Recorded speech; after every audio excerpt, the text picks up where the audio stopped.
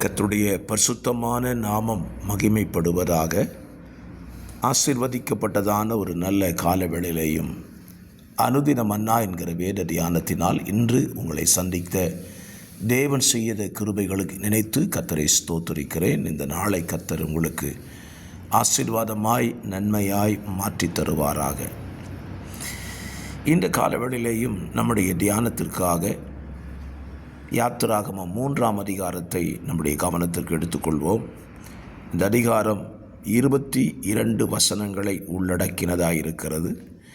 இந்த அதிகாரத்தினுடைய சுருக்கம், தேவன் மோசேயை சந்திக்க திட்டமிட்டு ஒரே பர்வதத்தின் அடிவாரத்தில் தேவன் மோசேயை சந்தித்து அவனோடு கூட தன்னுடைய பாரத்தை பகிர்ந்து கொண்டு அவனை தம்முடைய கனமான சேவைக்கு அழைப்பதையும், அவனை கொண்டு தேவன் எகிப்து தேசத்தின் நடுவிலே என்னெல்லாம் செய்ய போகிறார் என்பதை குறித்தும் தேவன் தெளிவாக பேசுகிறதை இந்த அதிகாரத்தில் நீங்கள் வாசிக்க முடியும்.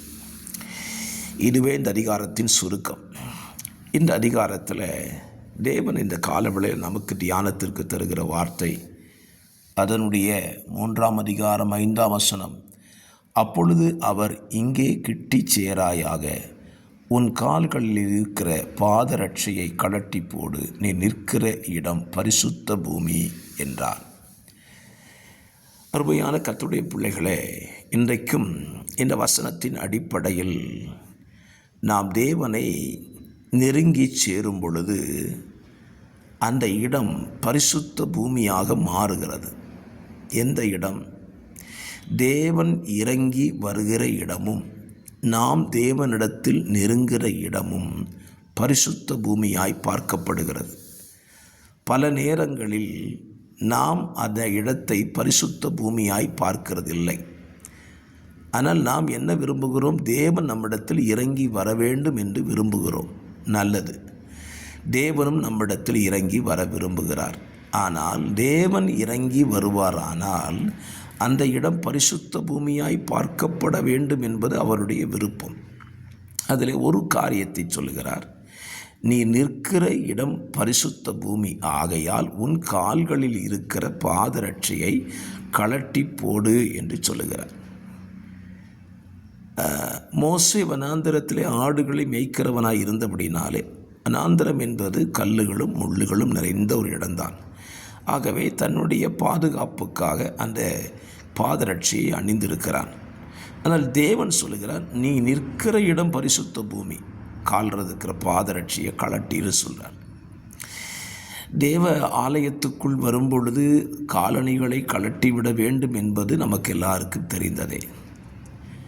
நான் இன்றைக்கு கூடுதலாய் ஒரு காரியம் சொல்வேன். தேவாலயத்தில் வரும்போது மாத்திரம் காலணிகளை கழட்டுவதல்ல, நாம் எப்பொழுதெல்லாம் தேவனிடத்தில் சேரும்படி நெருங்குகிறோமோ அப்பொழுதெல்லாம் நம்முடைய பாதரட்சை நம்முடைய காலிலிருந்து கழட்டப்பட வேண்டும். இன்றைக்கு நூதன கலாச்சாரங்கள் பெருகின காலங்களிலே காலணிகளை அணிந்து கொண்டே பிரசங்கிக்கிற நிலைக்கு பிரசங்கிமார்களும் வந்துவிட்டார்கள். தேவ ஜனங்களும் காலணிகளை அணிந்து கொண்டு ஆலயங்களிலே பொதுக்கூடுகைகளை இருக்கக்கூடிய நிலைக்கு வந்துவிட்டார்கள். நான் சொல்லுவேன், நீங்கள் கூடி வருகிற இடத்தில் தேவன் பிரசன்னராகிறதா இருந்தால் நிச்சயமாய் உங்கள் கால்களில் இருந்த பாதரட்சை கழட்டப்பட வேண்டும். அல்லது நீங்கள் கூடி வருகிற இடத்தில் தேவன் வரவில்லை, நாங்கள் கூடி வருகிறோம், பாடுகிறோம், துதிக்கிறோம், நாங்கள் ஜெபிக்கிறோம், சாப்பிட்றோம், போகிறோம் அப்படின்னு நினச்சிங்கன்னா அது பிரச்சனை கிடையாது. ஆனால் நீங்களும் நானும் கூடி வருகிற இடத்தில் தேவன் பிரசன்னராகிறதாக இருக்குமானால் கண்டிப்பாக காலில் இருக்கிற பாதரட்சை என்ன செய்யணும்? கழட்டி தான் ஆகணும்.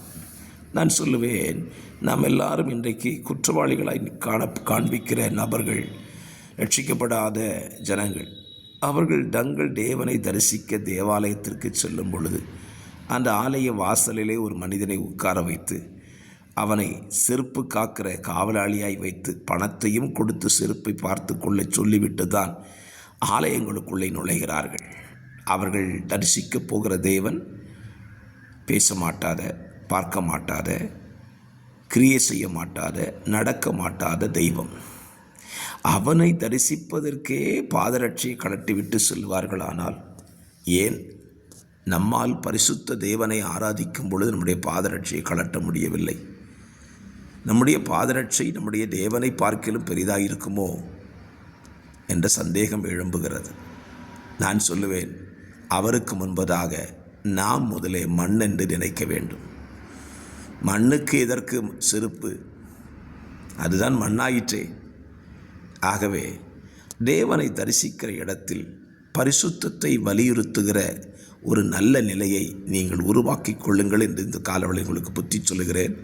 அது தேவாலயமாக இருக்கலாம், உங்கள் வீடாக இருக்கலாம், நீங்கள் ஜெபிக்க நிற்கிற இடமாய் கூட இருக்கலாம். எந்த இடமாக இருந்தாலும் சரி, பரிசுத்தத்தை வலியுறுத்துங்கள். தேவன் அதில் வாசம் பண்ணுவார். பரிசுத்தமுள்ள நல்ல பிதாவே, இந்த காலவெளியில் தந்த தியானத்தின்படியே நாங்கள் கூடி வருகிற இடத்தில் நீர் பிரசன்னமாக இடத்தில் பரிசுத்தத்தை காத்துக்கொள்ள எங்களுக்கு உதவி செய்யும். ரட்சகராம் இயேசுவின் நாமத்தில் ஜெபிக்கிறேன் நல்ல பிதாவே. ஆமென், ஆமென்.